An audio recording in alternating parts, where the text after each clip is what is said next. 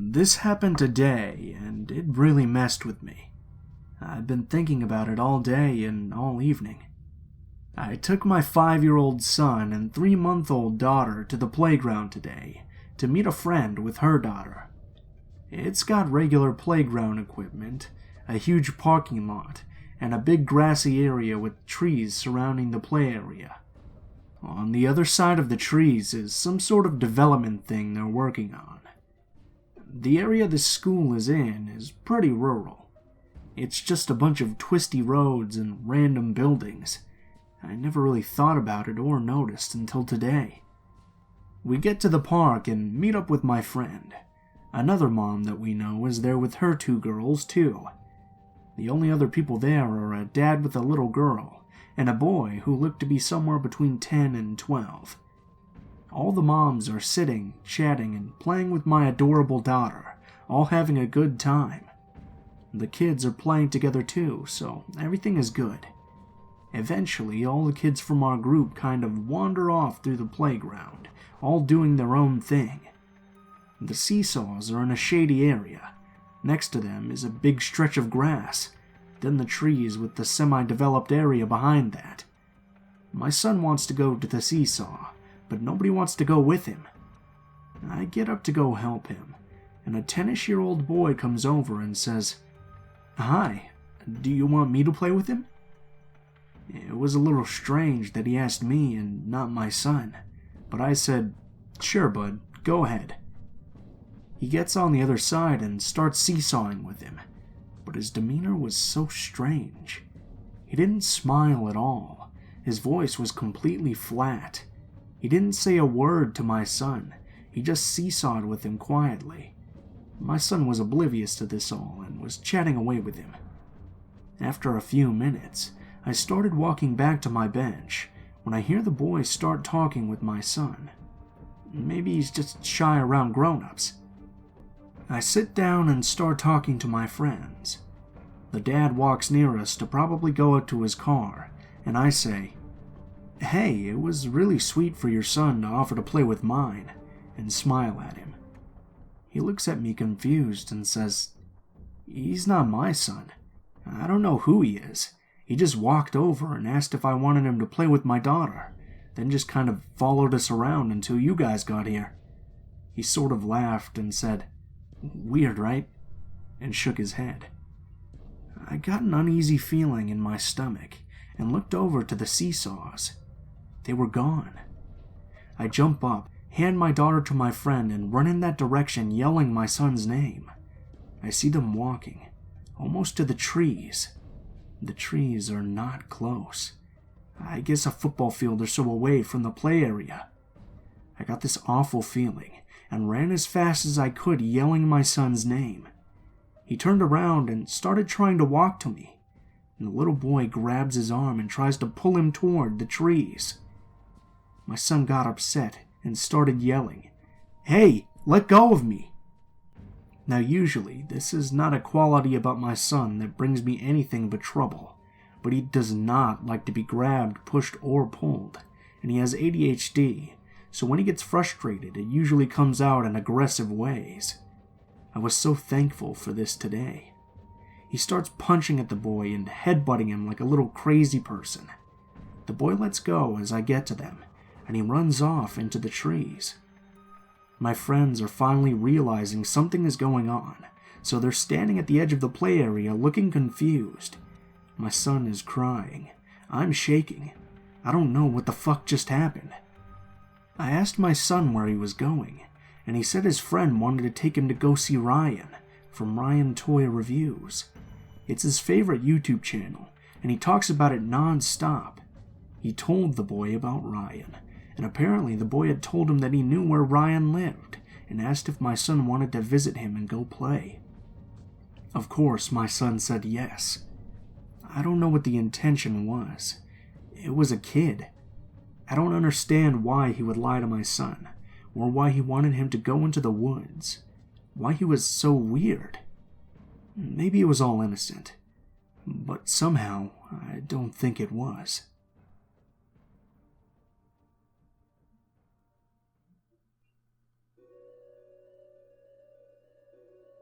This is something that was super traumatic for me, but it was never discussed again in my household. I was talking with my mom about it the other night, and she still didn't say much. I thought I would share my thoughts with you all. When I was 13, I got a Dell desktop for school. The internet was fairly new for me back in 2003. AOL, MySpace, Yahoo Messenger, AOL chat rooms, 16 female California, anyone? AOL chat rooms was where I went. I was a shy, overweight kid back then. Still shy to this day, but online. Online, I could be anyone. I could say anything I wanted. It was amazing. I discovered so many things when I got on the internet. If I could be anyone, so could someone else. Thus is how I met one 27-year-old man. One night I logged on. The AOL dial-up sound still makes me feel uneasy. I was sitting in the cold, dark kitchen. The computer was here so I could be monitored. It was just me and my mom, though, and she was always working, so no one really monitored me. Plus, she had no idea how to use a computer, so I could get away with a lot. I was bored, so I hopped into an AOL chat room. I lurked for a bit, then 15 and female here. I was really 13, but saying I was older made me feel so much more mature. Suddenly, I got a private message. "Hey, my name is Rob. Where are you from?" And that's how it got started. I told him where I was from, that I was in high school, which wasn't a lie. My school was from 7th to 12th grade. "How about you?" "Oh, 19, male. I'm from New York." Oh man, it was cool just to be talking to an older guy, and boy was he cute. Honestly, I don't really remember much. Maybe I blanked out. Maybe my memory is just shot. I do remember we sent a lot of emails back and forth, the occasional phone call. I remember finding out he was talking to another girl as well, and I wanted to break things off, but he begged and pleaded until I caved. Then the let's meet. I was nervous. He had never asked for a picture. He had never really asked for much from me at all. Just the emails back and forth, a phone call a day. But somehow he made me feel safe. He made me feel wanted and cared for. He drove from New York to West Virginia one day. My mom worked right beside my house, so he parked about a quarter mile away and took the back alley to enter. My friend was with me when he showed up, but was scared when she saw him and ran out the back door. I maybe should have taken a hint from that, but I just stood on the back porch with my head down. I was given a hug as he led me inside. Not 5 minutes after being there, sitting on the couch, did he move things further, then even further into my bedroom. I won't get into the details on what happened next. I assume most can guess. After that, he left, with instructions to get in his car after I got off the school bus, and we would go on a date. I had no idea where he was staying. I lived extremely far in the country, about an hour's drive from the closest hotel. The next day, I got ready for school, rode the bus for the 45-minute drive, and as soon as I hop off in the local parking lot, I get directly into his car. Nobody noticed. Nobody said anything. We drive around, but we never go on a date. He finds a different place to park so that he can use me. I notice a photo of another young girl, 15 or 16, in the visor of his car. I question him, but I believe when he tells me it's his cousin. I believe when I question why his hairline is receding so much.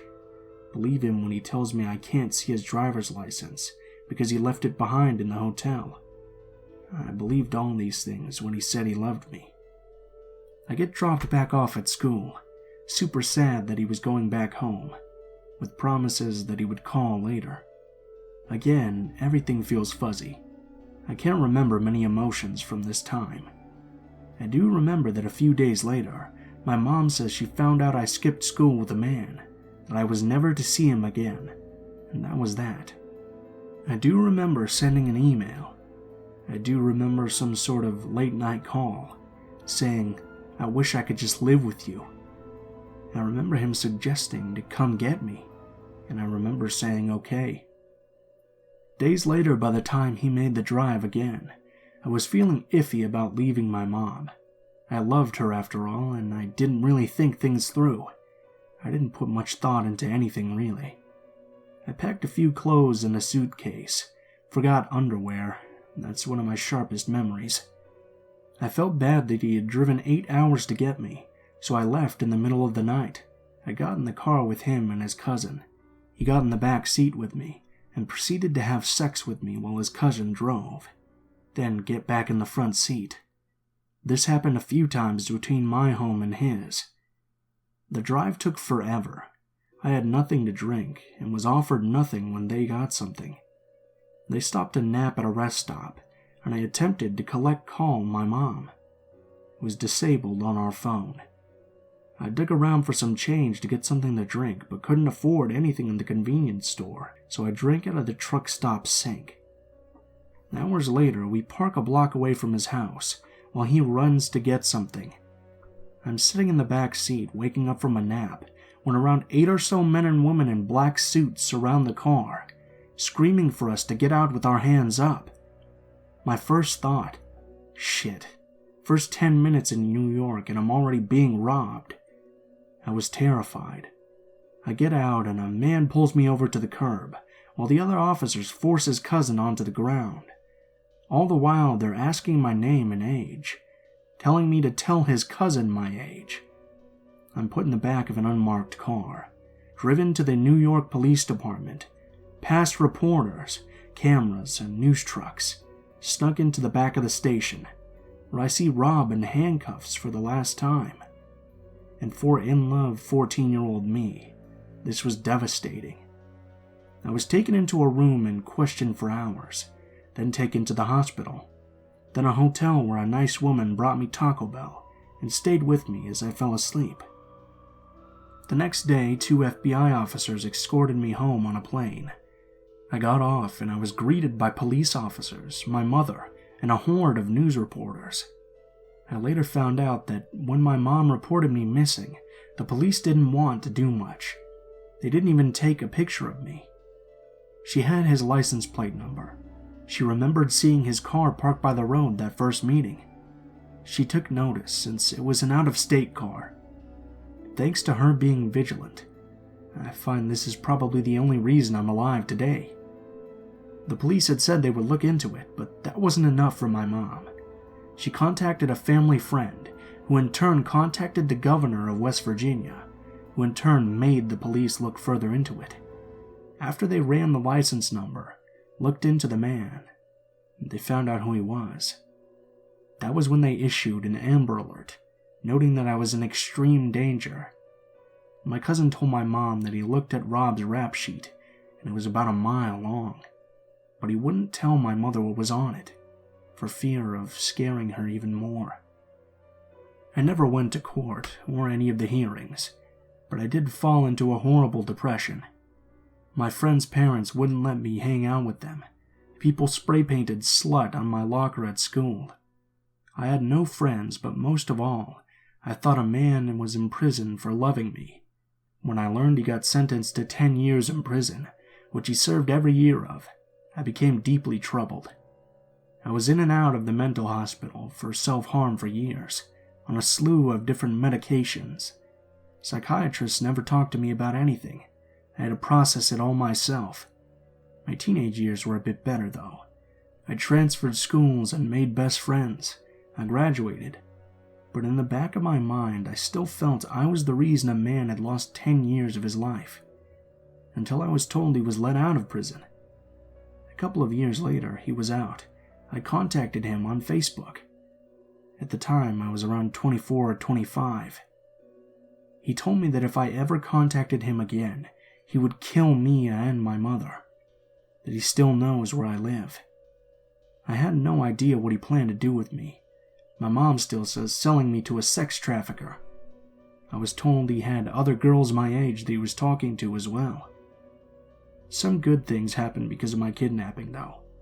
Schools all over my state started internet safety education classes, and kids were taught safety. Parents were taught how to keep their kids safe, and no other girls were taken by the man. So to the man who ruined so many years of my life, I'm 29 now, happy, healthy, and I have zero remorse that you're now listed as a level 3 offender and that you were in prison for so many years.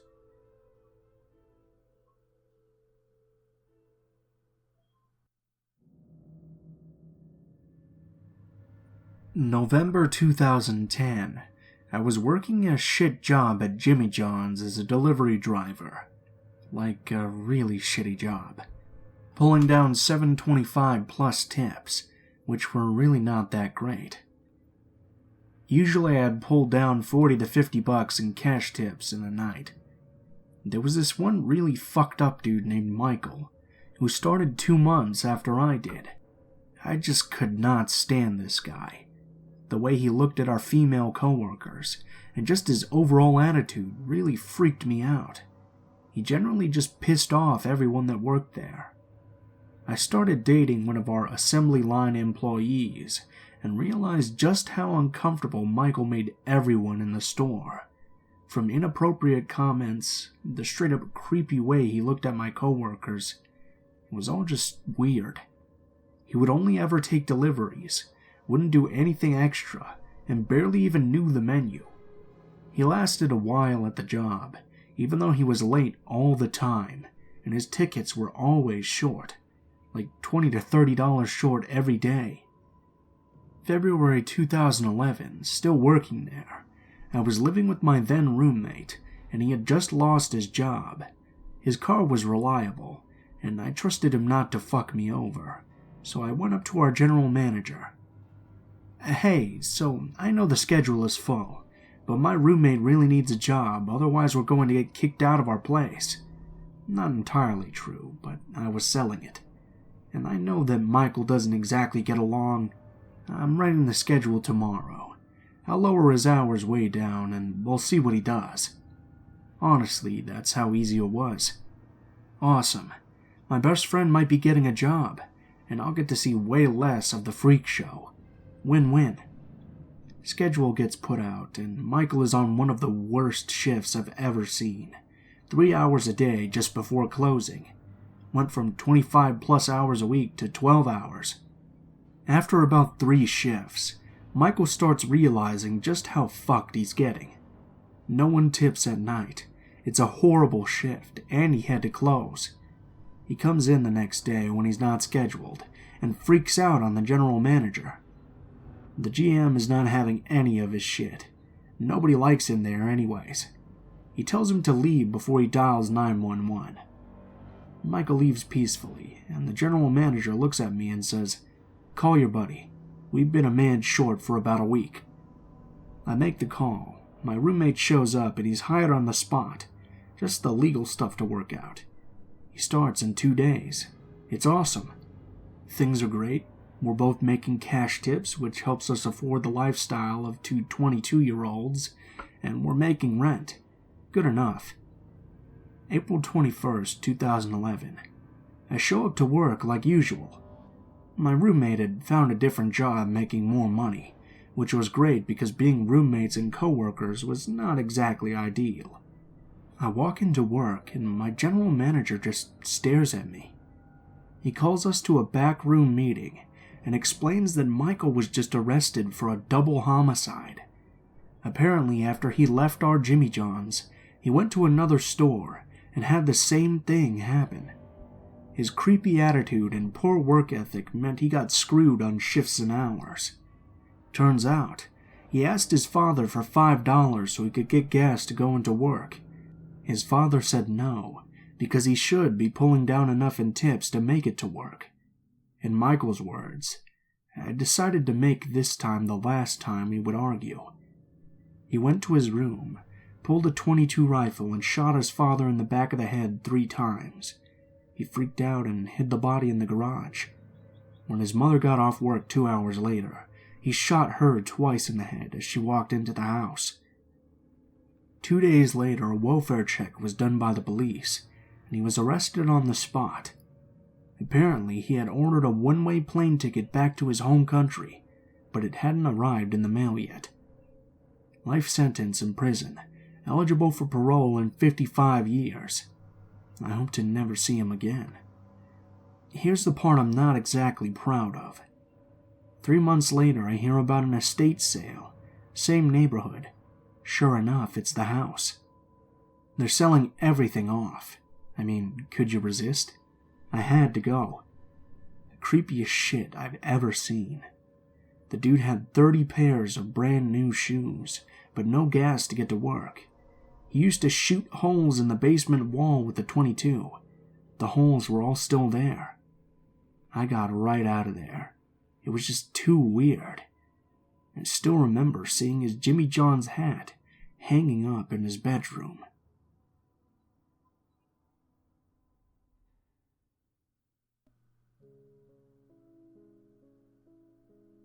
I once posted a thread about this incident on Twitter, but I wanted to talk about it again where I wasn't so limited.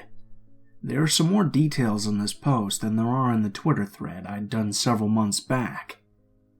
This all happened to me in 2015, when I was 19 years old. I was a sophomore in college, and the only notable relationship I had was with the guy that later left me for unknown reasons. While this was all starting, my dad offered to give his old friend a place to stay. He was in his 40s at the time, and his room ended up being the downstairs common area right next to my room. His daughter was a childhood friend of mine and my sister, so when she visited, we often spent a lot of time together. I made the now regrettable decision of taking on a design major, so most of my homework that semester had to be done in this common room. I often had many late nights, so we'd end up talking to each other. He spent most nights playing World of Warcraft after coming home from his shifts down in Atlantic City. When he wasn't playing, the two of us would watch movies and shows on Netflix, or play video games together for all hours of the night. We shared a lot of interests, like anime, cult horror movies, different video game franchises, and a fascination with witchcraft. We ended up being pretty close friends. I didn't have my license at the time, so he would often take me to school and to work. That was more time that we had to get to know each other, and I ended up growing a bond with him. He became like an uncle to me. For the rest of the story, I'll be referring to him as Uncle. There were a few times where we did a lot of traveling together with his daughter, too. We'd go to the surrounding malls in our county, and there was one day where we went down to Smithville and looked at all the different shops. I genuinely had a great time, but then something started to seem off. On my days off from school and or work, we started to take trips during the week to different places. It started out with food shopping, or me needing to buy supplies for my classes. Then he started mentioning about this place where he frequented to get incense and paraphernalia. The only problem was that on this particular day, I had to babysit my youngest brother who was 3 at the time. My uncle assured me that he could just tag along, so we all ended up going. The shop was innocent enough, mostly selling Wiccan items and incense.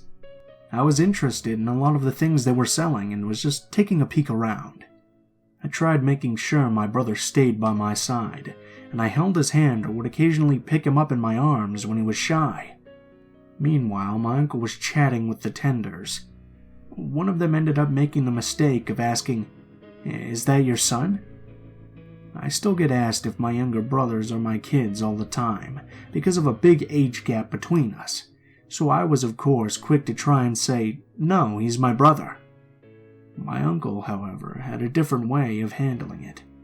He told them, "Yeah, isn't he cute?" I tensed up and was quick to really correct him now. The ladies apologized, but my uncle acted like I didn't say anything. They gave my brother a coloring book, and we soon left. I liked that shop, but because of that incident, I never went back again. I don't remember if I tried confronting him about it at the time, but it was definitely not the last time he tried something like this. About that trip to Smithsville. As fun as it was going there the first time, my uncle still tried keeping close to me in the shops, even with his daughter with us. He had a girlfriend that lived up north, and yet when people would talk to us, he acted like we were together. It made me feel uncomfortable, but what was I supposed to say? I thought that maybe I was digging too deeply into it, so I didn't say much unless if it's to look at his daughter to see her reaction. She did seem quite bothered, to my relief. But here's where things come to a head. Around November that year, my uncle invited me to come with him to this indie game convention that was in Atlantic City. It seemed like a harmless enough event, so on a day that I just so happened to be off, I decided to go with him. It was a simple enough convention, with a lot of indie game devs showing off their demos on the convention floor in this casino. There were different vendors and shops too. I sat down to play a demo that caught my interest. I was playing and getting a feel for the game, but the developer looked at me and my uncle and playfully commented to him, "This is a good game to play with your wife." I was awkwardly sitting there, mostly because any feminine epithet towards me made me extremely uncomfortable, but not once did my uncle correct them while we were at this particular booth. He never stopped to say, "No, wait, that's not it," or "Actually, I have a girlfriend already." He just went along with it. In fact, he always did that. Let me just remind you of this important detail. I was 19 years old, just barely over 5 foot, and struggling to survive off my paychecks. My uncle was a full-grown 44-year-old man. At this shop, I was looking around while my uncle met up with another guy that was looking around. I think he had kids or something, and I don't remember how this was brought up, but he mentioned something about children. He might have asked something along the lines of if we had kids, but my soul was leaving my body out of complete embarrassment and discomfort at this point. My uncle's response to this stranger's asinine assumption was to say, "No, but maybe one day." I snapped at that point. Of course, I didn't just start randomly yelling, but maybe I damn well should have. Instead, after the stranger left, I told him to knock it off. I was so uncomfortable, but I tried to get my point across. After all, who just says things like that to random strangers? People just kept assuming that we were married, because he never even bothered to tell them the truth.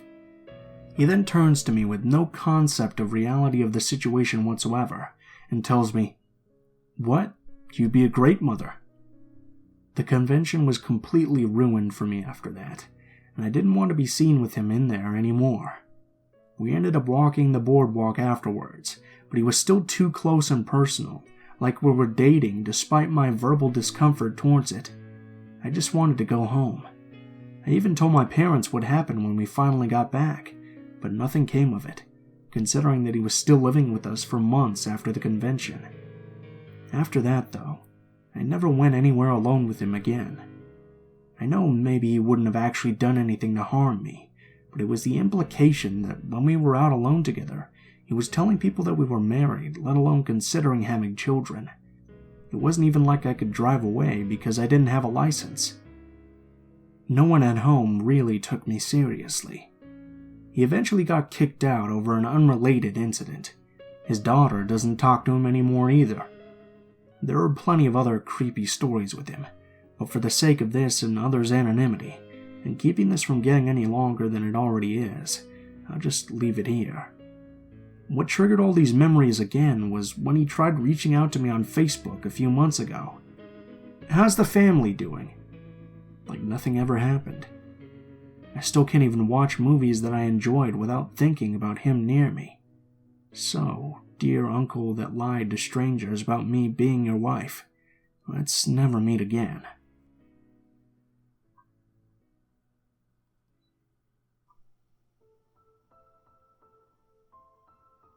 What is up, guys? Blue Spooky here, as always. I just wanted to thank you guys so much for watching, especially if you made it this far to the end of the video. I have a little bit of an update here for you guys. I've recently started streaming a little bit on Twitch.